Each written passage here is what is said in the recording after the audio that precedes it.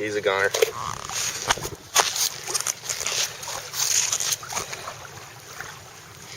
Pretty big guy.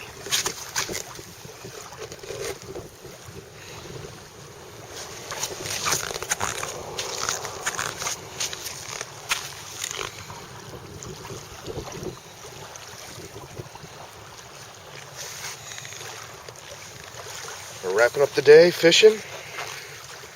When I was paddling back, thought I'd give you a little preview of my new kayak, my Christmas gift. There's an ocean kayak prowler. It's 15 feet and 4 inches, 5 inches. It is a boat.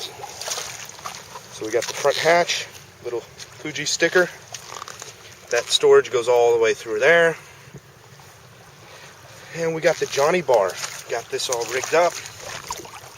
Straps in, runs across, and then I've created a plate that is joined right there. It holds all my tools. As you can see, it holds the rod. And then we have the center console. I use a 5-pound dumbbell as an anchor. Works out great. Keep the tackle. Nice cushy seat. And then back here, we have the